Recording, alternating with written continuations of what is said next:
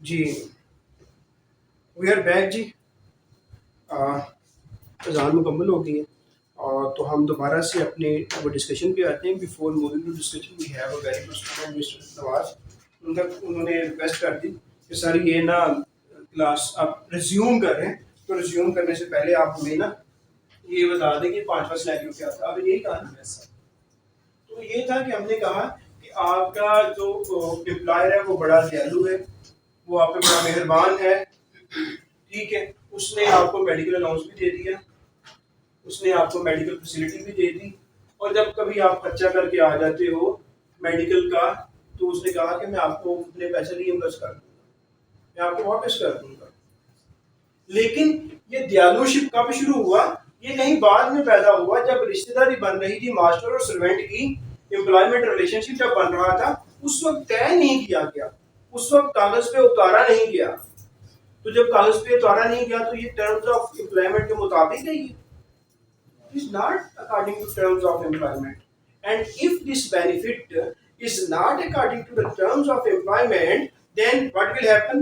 All three things will become taxable, and you will add all these benefits and right over here यहाँ पे आप लिख दोगे कि ये टैक्सेबल इनकम का सैलरी का हिस्सा बन जाएंगे।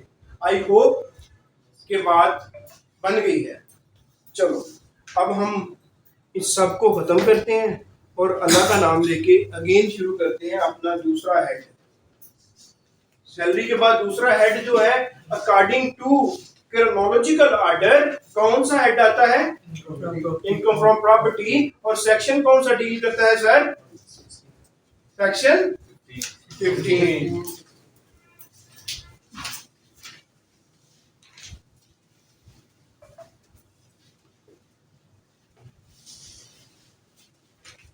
तो आज ना इनकम फ्रॉम सैलरी के मैं आपको तो ना जल्दी से सेक्शन 15 करवा देता हूँ, और बाकी जो निटी ग्रिटीज हैं वो हम अपने अगले सेक्शन में कर लेंगे।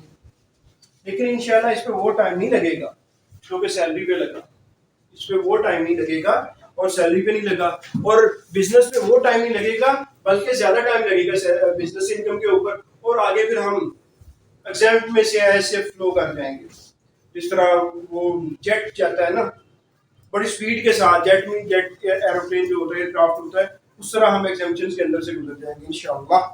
चलें जी, बिजनेस इनकम फ्रॉम प्रॉपर्टी कहाँ डिस्कस की है जी? ये आगे जी, लो जी, इनकम फ्रॉम प्रॉपर्टी।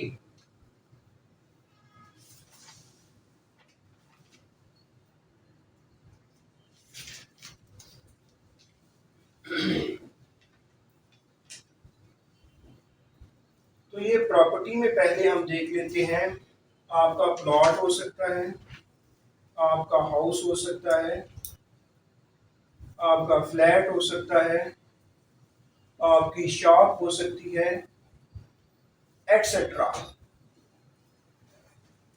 आपकी ये सारी चीजें हैं, आप इसको किराए पे चढ़ा देते हो, आपको जो किराया मिलता है उस किराए का नाम है, आपके किराए का नाम है income from property. Section 15 deal करता है। आप एक चीज याद रखना जो कंफ्यूज कर सकती है, इनकम फ्रॉम प्रॉपर्टी तब ये होगी अगर आप इसके मालिक हैं, अगर आप इसके मालिक हैं। आप प्लॉट के मालिक हैं, आप हाउस के मालिक हैं, आप फ्लैट के मालिक हैं, शॉप के मालिक हैं, आप फिर इसको किराए पे चढ़ाते हैं, तो फिर आपकी क्या होगी? Income from property. अगर आप मालिक ही नहीं हैं तो और किराया आप चाहे ले रहे हैं तो आपकी इनकम फ्रॉम प्रॉपर्टी नहीं। आपके वालिद साहब के नाम प्रॉपर्टी है, किन नाम पर प्रॉपर्टी है? ठीक है, वालिद साहब को आ रहा है 60 लाख रुपए किराया, वालिद साहब पे लगना है 60 लाख रुपए के हिसाब पे टैक्स। वालिद साहब कहते हैं मेरा तो नहीं है, ये मेरे 3 बेटियों का है, ठीक है, 3 बेटियों और 2 बच्चों का है, 5 का है, ठीक है जी। तो अगर 60% पे 60 लाख पे लगाओगे तो रेट ऑफ टैक्स हो सकता है 30% हो। तो 60 लाख का 30% निकालें जी, कितना बना, जल्दी से निकाल के बताएं। 1,80,000। हाँ, 1,80। 1,80 बनेगा यार। 60 लाख का 30%, 3 पे कम से कम डिवाइड करो इसे, 18-19 लाख बनेगा। चलो हम राफसा कह रहे थे कि इतना तो उसने बनना ही बनना है। तो वाले साहब कहते हैं मैं 18 लाख पे जाता हूँ, क्या तो मेरे 3 बच्चों का है और 2 बेटियों का है। तो ये साबित करने के लिए वाले साहब को प्रॉपर्टी बच्चों के नाम करनी पड़ेगी। जब बच्चे बनेंगे ओनर तो फिर कहेंगे कि बच्चों का इनकम फ्रॉम प्रॉपर्टी है। हमारे यहाँ हवाई चल रहा होता है, शेख साहब तो 60 लाख रेंट आ रहे हैं, मेरा तो नहीं है, ये तो बच्चियां दे। शेख साहब आपने ट्रांसफर करवाई है? नहीं यार, बस इस्तेमाल कर रहे हो उन्होंने। फिर अदारा आता है, तो शेख साहब पकड़े जाते हैं, पता चलता है जी कि पिछले 5 साल का रेंट कमिश्नर साहब ने ऑर्डर कर दिया। ठीक है, तो ये याद रखना कि हमने यहाँ से क्या नोट किया, इनकम फ्रॉम प्रॉपर्टी के लिए क्या होगा, मालकियत होनी चाहिए। एक और बात हम तय कर लेते हैं, सैलरी किस बेसिस पे थी, रिसीव्ड बेसिस पे। यहाँ पे क्या होगा, चाहे रिसीव्ड चाहे नॉट रिसीव्ड, किराया आया या नहीं आया, घर किराए पे चढ़ा हुआ है, जितने पे चढ़ा है टैक्स लग जाना। ठीक हो गया, 2 बातें होगी, मलकियत हो गई और दूसरा चाहे मिला या ना मिला, चढ़ गया किराए पे टैक्स लगेगा। एक और बात, आपका बड़ा अच्छा दोस्त है, आपके घर की किराया बनता है 50,000, ठीक है, ये है फेयर मार्केट वैल्यू। सही, आप कहते हो यार we are in friendship since our class 2, हम लंगोटिए हैं, तो मैं तुम्हें अपनी लंगोटीशिप का होने की वजह से मैं आपको कहता हूँ मुझे आप 50 ना दो, मुझे 30 दे दिया करो, लेकिन ऐसा लंगोटिया मिलेगा नहीं। There is scarcity of this लंगोटिया, इनकी जो है ना वो बड़ी किल्लत है, ये ऐसा नहीं मिलेगा आपको। तो एफबीआर कहेगा भाईजान चाड़ा था भावे लंगोटी है भावे कुछ भी है। फेयर मार्केट वैल्यू ये है, एक्चुअली आप चाहे उससे 1 रुपया ना लो, किराए पे चढ़ाया हुआ है, ये चढ़ाया हुआ है, तो फेयर मार्केट वैल्यू के हिसाब से टैक्स कैलकुलेट करो, एक्चुअल पे नहीं। इस पे जाएंगे फेयर मार्केट वैल्यू। यहाँ पे ये भी कर लो कि higher of fair market value और एक्चुअल। अगर ये फेयर मार्केट वैल्यू 50 है, आप कल गोटिया ऐसा उसने कहा यार मार्केट 60,000 है, और आप कहते हो लंगोटिया है, ख्याल किया होगा इसने, लंगोटिया ने 10,000 का टीका लगा दिया, अब क्या बनेगा बताओ, फिर जो हायर होगी। आपको देखो एक सिनेरियो पैदा हो गया ना, there is a scenario, what will happen now, 60,000 हाँ 60,000 आप कहेंगे यार फेयर मार्केट वैल्यू को मैं देता हूँ, चाहे मैंने टीका लगाया, आप एक टीके का बेनिफिट ले रहे हो और साथ में टैक्स भी तो नहीं दाना छोड़ेगा ना। चलो फिर कर लो यार, हायर कर लो, हायर ऑफ एक्चुअल आर, तो यहाँ पे अगर हायर 60 हो गया तो फिर आप 60 पे दो। लेकिन हमारे यहाँ चलता क्या है, ये क्यों किया गया, वो इसलिए किया है कि मार्केट में प्रैक्टिस है, एक्चुअल जो है 1 लाख रुपए ले रहे होते हैं, स्टैम्प पेपर वगैरह पे लिखवा लेते हैं कि 20,000 रुपए बकाया है, रेंट 20,000। तो इसको कम करने के लिए, इसको खत्म करने के लिए ये वाला काम किया गया कि यार तुम भावे जो मर्जी लो, आप जो मर्जी लें, हम क्या करेंगे, हम मार्केट में फेयर मार्केट वैल्यू चेक कर लेंगे, आपकी शादम में शॉप है, उसका जनाब हर शॉप का 70,000 रुपये किराया, आप कैसे 20,000 रुपये चढ़ा सकते हैं। इंस्पेक्टर साहब वहाँ जाएंगे, वो वहाँ की इंस्पेक्शन करेंगे, 5-7 दुकानों वालों से पूछेंगे, या वो बड़े सियाने भी होते हैं, कुछ इंस्पेक्टर हो जाते हैं, कहते हैं मैंने दुकान लेनी है यहाँ पे किराए पे, तो मुझे एक दुकान तो ले दो। तो प्रॉपर्टी डीलर कहता है यार एक्चुअल तो 1 लाख किराया है, मैं आपको 80,000 में ले दूंगा। वो 5 साल से पूछ लेते हैं फिर प्रॉपर्टी वालों से, तो पता चल जाता है कि यार वाकई इस इलाके का किराया 70-75 हज़ार है।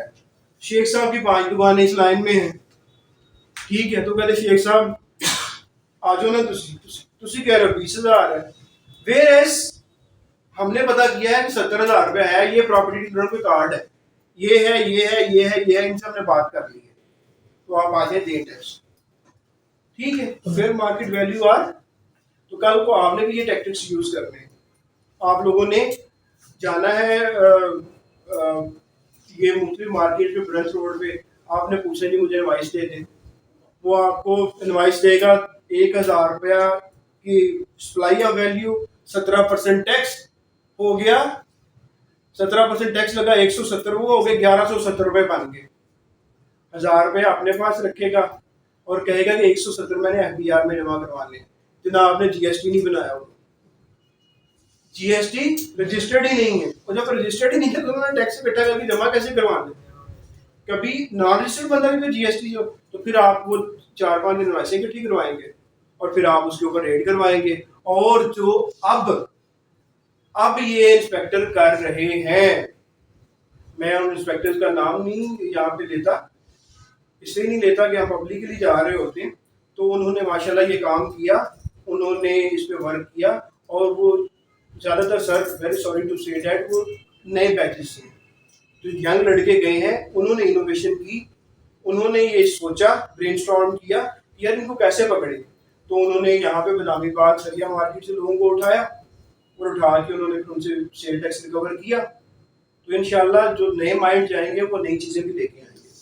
तो प्रॉपर्टी खाली रहती है, हाँ साल में कुछ माह खाली रहती है, मतलब नहीं चढ़ती। हाँ, तो फिर इतना ज़्यादा तो नहीं है ना कि जब चढ़ी नहीं है तो फिर वो आप अपने घर का पूछना चाह रहे हैं, मुझे पता है। अच्छा, यहाँ स्टूडेंट हम कंसल्टेंसी भी साथ साथ दे रहे हैं। यस सर, वो जरूरी है, हाँ वो जरूरी है। हाँ, वो कहते हैं इंस्पेक्टर बाद में बनेंगे, पहले कंसल्टेंसी लेके अपने क्लाइंट को तो बताएं ना जाके।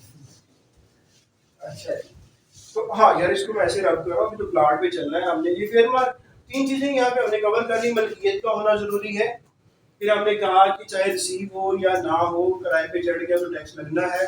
फिर हमने कहा कि जो आप एक्चुअल रिसीव कर रहे हो और फेयर मार्केट वैल्यू क्या है, इन दोनों का कंपेयर किया जाएगा, जो बड़ा होगा उसको आप अपनी रेंटल इनकम में ऐड कर लेंगे।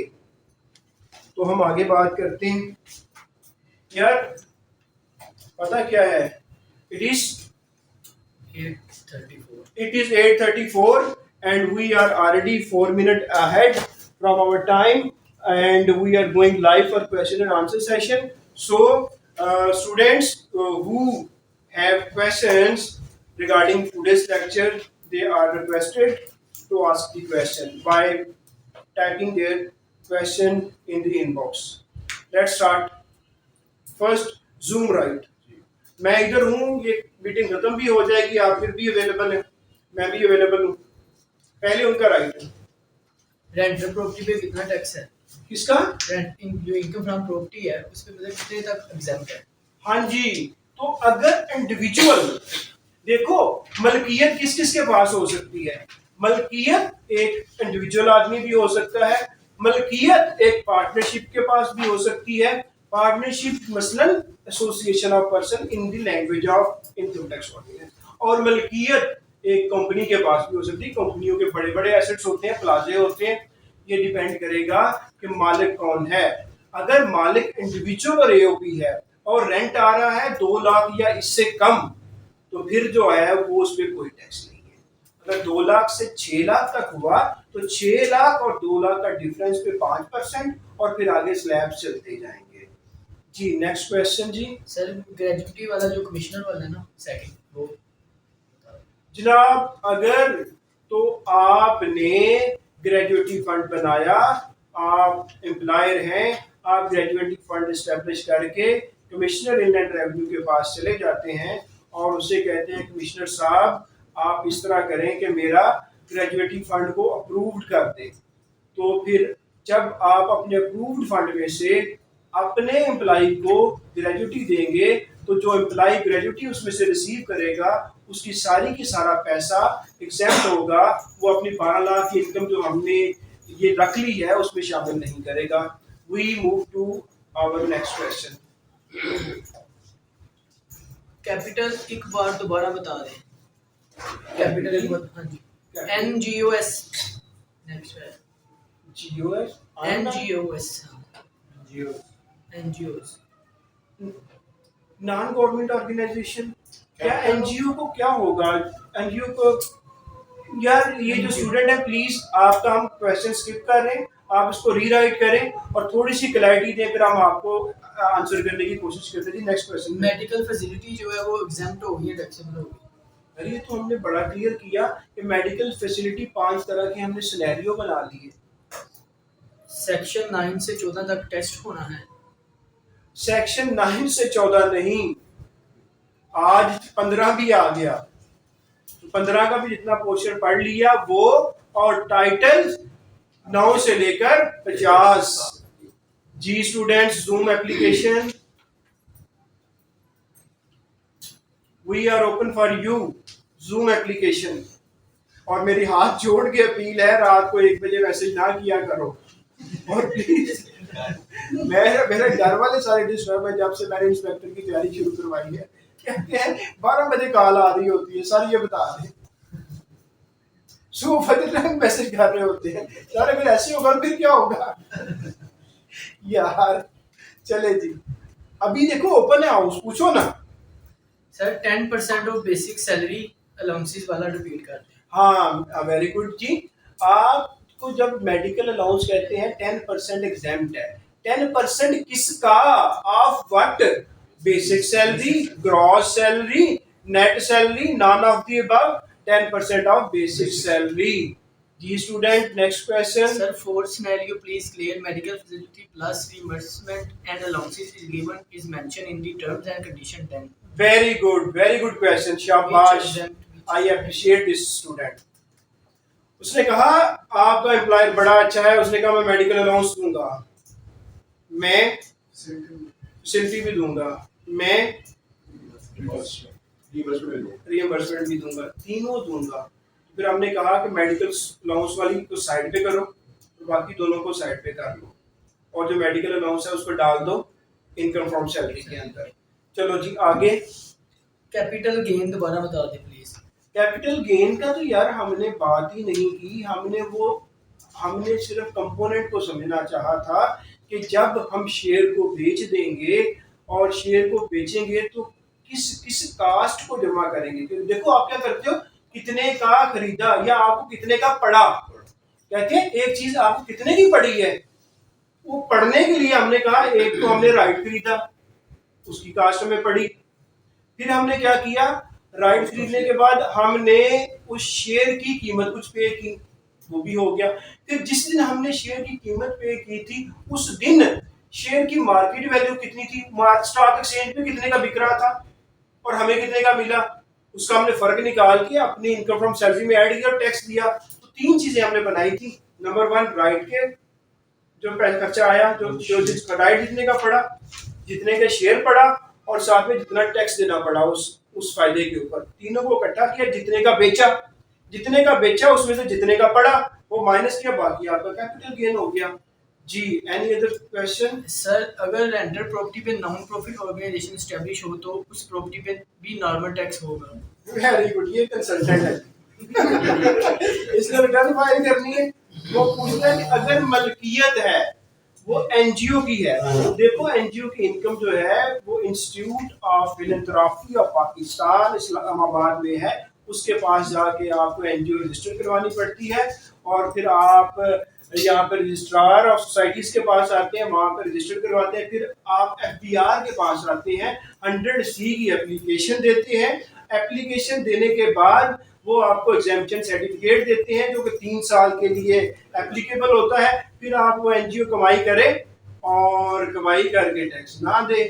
तो देखो आपने कंसल्टेंसी ली है, आपने ये सिलेबस में चीज नहीं थी और ये टोटली आपने क्लाइंट को खुश किया है। Anyhow we have given the answer. हमने पूरा प्रोसेस समझा दिया कि अगर आपने किसी की एग्जामिनेशन देनी है तो तो आपको, और ये आप इसमें खर्चा भी बढ़ा आता है, एग्जामिनेशन ऐसे नहीं देंगे आप जब इंस्ट्रक्टर बनेंगे ना। चलो ठीक है, आगे चले जी। Yes, good. चलें जी, thank you very much for being with us. I am grateful to you because you listen very patiently. तो लेकिन मेरी भी रिक्वेस्ट है, उसको आप जरूर जहन में रखिएगा। मीटिंग ओवर तो नहीं होगी, what is the time right now? 41. 41. Our meeting is going to be over at 8:45. Till then, now house is open for the students who is available in the hall. They may ask the question starting from Mr. Abdul Rahman Advocate sir. Sir वो आपने कहा था कि 60 साल के बाद जितने भी पेंशन लेंगे वो टैक्सेबल नहीं होंगे। हाँ, अब एक बंदा 60 साल के बाद डबल पेंशन भी फॉर एग्जांपल ले रहा है, साथ वो जॉब भी कर रहा है, तो फिर तो उसमें जॉब वाली तो वो होगी आपकी पेंशन ही उसकी एग्जाम्प्ट होगी, लेकिन जो जॉब करके वो पैसे लेके आ रहा है वो इतना, वो बाबा जी नहीं आराम कर रहे, तो सैलरी जो आएगी सैलरी तो भी टैक्सेबल होगी ना, अगर वो टैक्सेबल लिमिट से ज्यादा है। आपका भी मुझे बड़ा सिनेरियो है अभी आपके सामने। हमारे कौन से चल रहा है ना चाहे सर सेम एम्प्लॉयर के पास बाजू है भी अच्छा जी, वन बाई वन जी। हमारा सर, चाहे सेम एम्प्लॉयर के पास है वो 60 साल के बाद 60 साल हो गया तो बाकी चीजें चाहे कुछ भी हो जाए डाल दो साइड पे, ठीक हो गया जी।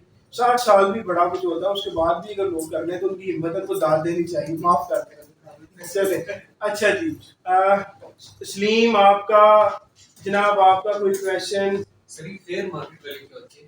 हाँ, ये बड़ी अच्छी बात है।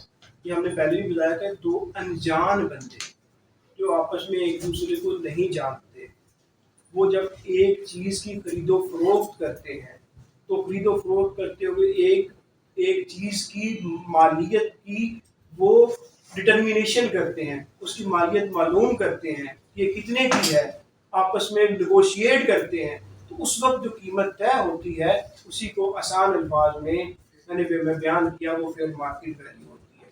तो जानने वाले मिलके आपस में हेर फेर करके वो वैल्यू मालूम कर ले, वो फेयर नहीं होगी।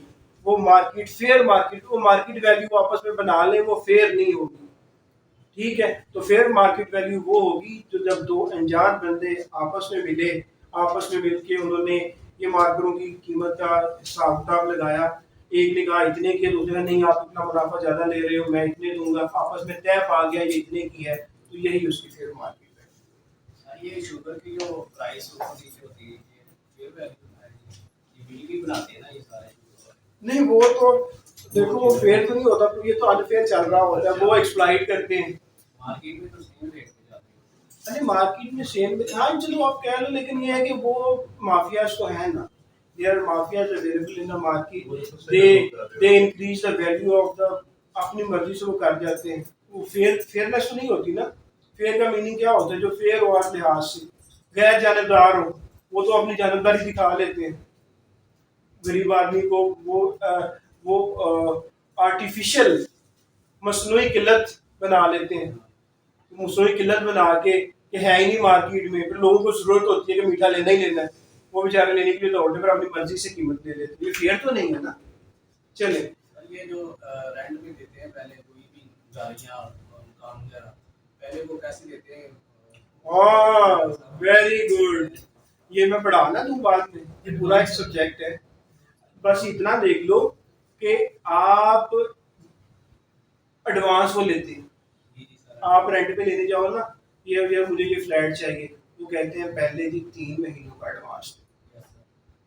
फिर एडवांस की भी दो सूरत हाल होती है, advance adjustable against rent, advance not adjustable against rent. ये जो एडवांस है आपने नॉट एडजस्टेबल अगेंस्ट रेंट ले लिया, जैसे पगड़ी भी समटाइम कहा जाता है, दुकानों वगैरह पे जाओ तो पगड़ी होती है, फ्लैटों वगैरह पे आओ तो वो एडवांस होता है, ठीक है। तो जो पगड़ी है जो कि एडजस्टेबल नहीं है रेंट के अगेंस्ट, इसमें से कितना पोर्शन आपकी रेंटल इनकम में आएगा? जितनी भी पगड़ी है उसको 1/10 से ज़रब दे, इससे ज़रब दे लो, 1/10। उस पगड़ी को 1/10 से ज़रब दे लो, और जो जवाब आएगा हर साल उस जवाब को अपनी इनकम फ्रॉम प्रॉपर्टी में ऐड कर दो और आने वाले 10 साल तक करते रहो। ये उसका आंसर है, ये मैंने पढ़ाना था लेकिन आपने एडवांस में पूछ लिया। तो ओवर ले जी, टिल मंडे इट्स ओवर, इंशाल्लाह we are going to meet on इसको